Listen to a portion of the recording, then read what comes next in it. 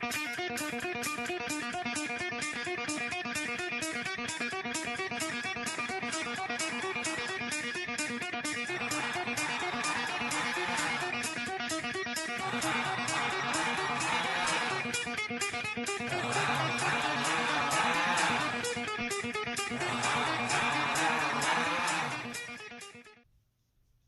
up, family? Hope everybody had a happy Easter. I just got done getting my blood work, which is something every single one of you should be doing multiple times a year. And today I'm going to do a video. I usually don't get into this kind of stuff. My gym routine, my splits, my theories, how do I do things, all that kind of stuff. And I'm going to just get right into it. So my goals in the gym has always been, like longevity. How do I stay healthy and be able to keep training, right? That's it. That's still, the main goal. But after the first couple years, it turned into how do I, keep that drive? How does this stay fun to me, And within them first 2 years, full discretion, it was before TRT, before, I adjusted my testosterone, which at that time was at the level of a 60-year-old man. So full discretion, that was before TRT, but I was overtraining. I was in the gym 2 hours, every muscle group, 20 plus exercises, and it was just way too much. There is such thing as overtraining. So my goal has always been, let's keep it fun. Let's, stay motivated.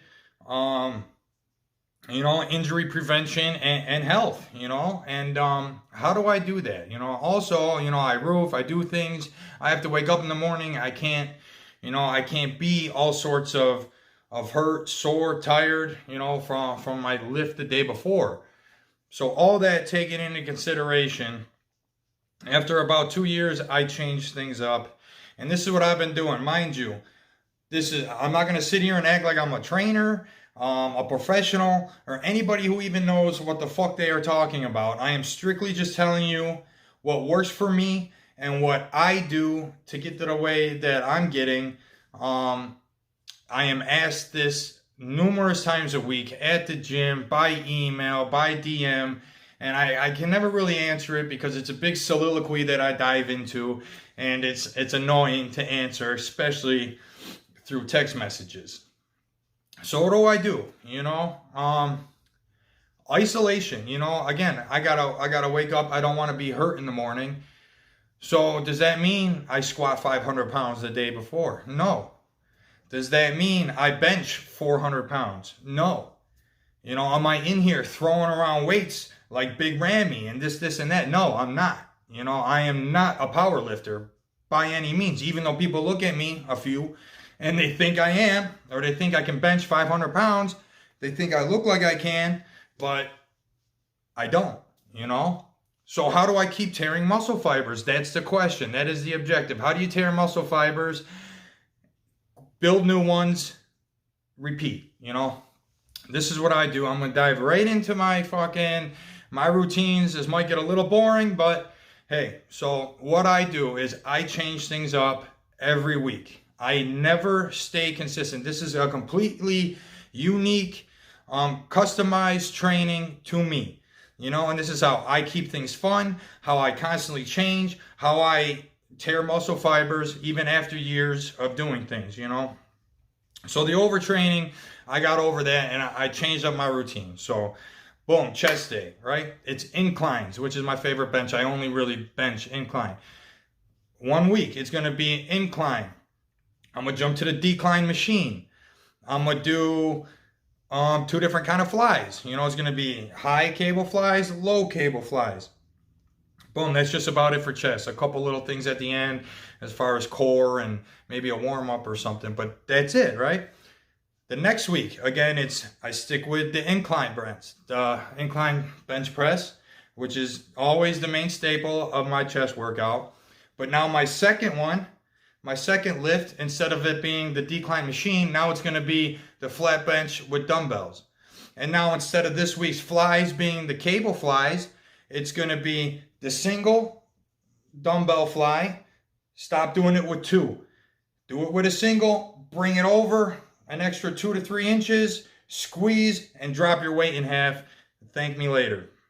Anyways, so it'll be a single dumbbell fly, and then it'll be probably like the little machine, or I'll do just I'll just keep it straight. I might have to do the cable flies if things are taken, but it'll be a straight one, right?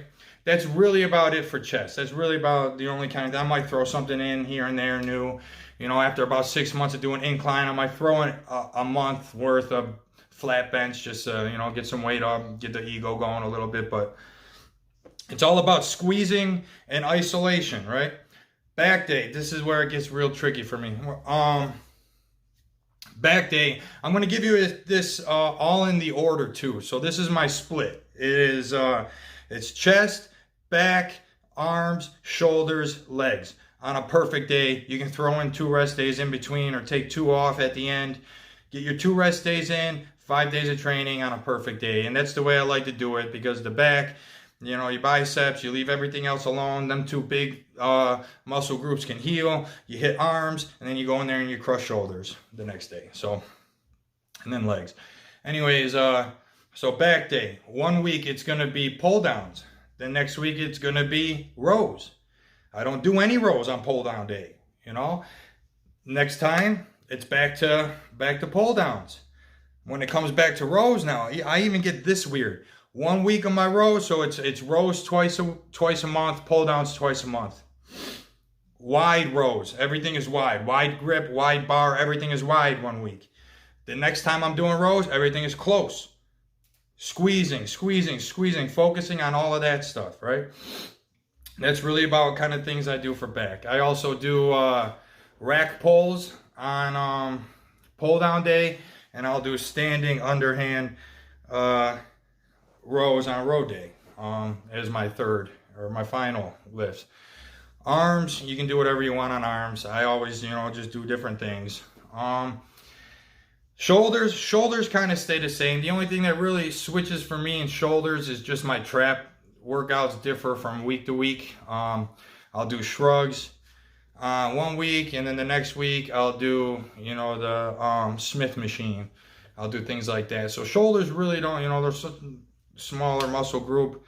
It's all about the squeezing. But what I will do is I'll go super hard on the straight raises 1 week, and then I'll go super heavy on the shoulder press. It's just, I'm always doing different things. Every week too as well, it's going heavy in one lift, and the next week going heavy in a different one.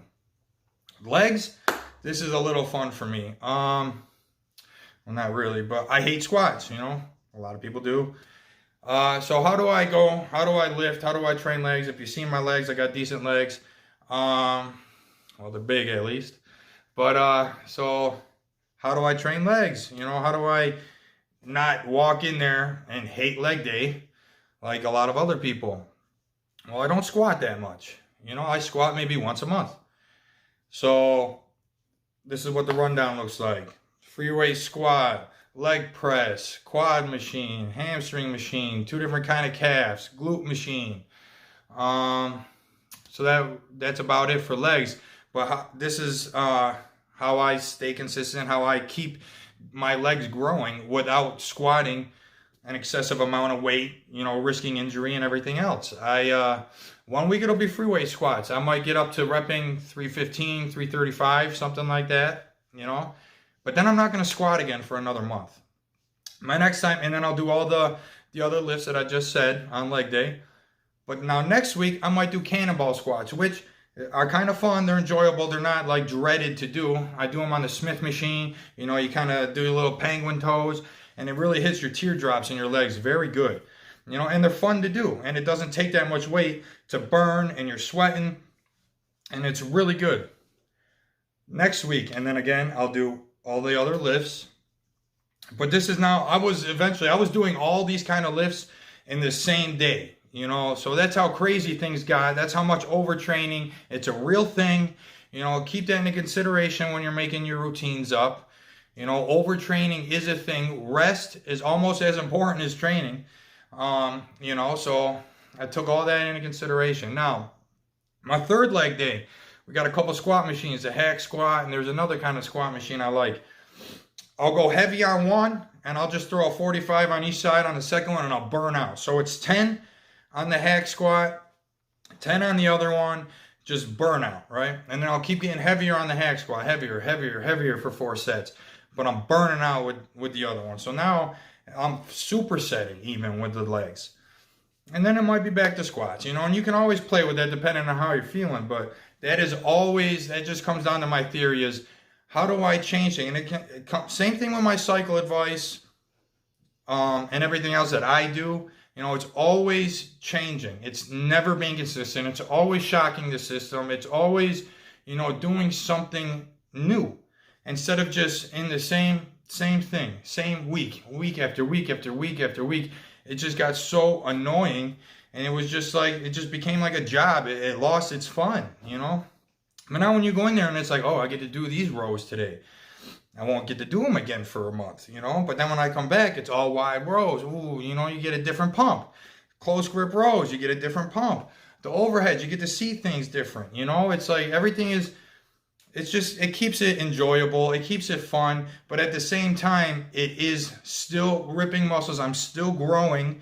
I am 229 right now. I'm looking is the same way I did at 240 in way better shape. So everything is working, but that's my routine. That's my splits. That's my theory, is just change things up, stay consistent, and squeeze, motherfucker. For real, you don't even understand. I just see people time and time and time again just going through the motions of the lift, and it's like, what are you doing? Fucking squeeze your lats if you're trying to hit your lats. Pump your chest if you're hitting your... Even when I'm doing my incline presses, even on a heavy one, I'm still squeezing, And it's just like, I just want to do things to keep things fun, keep things, exciting. So that's my gym splits, always changing. I got about 8, 9, 10 different routines, throughout the month. So keeps it fun, keeps it enjoyable, keep it real.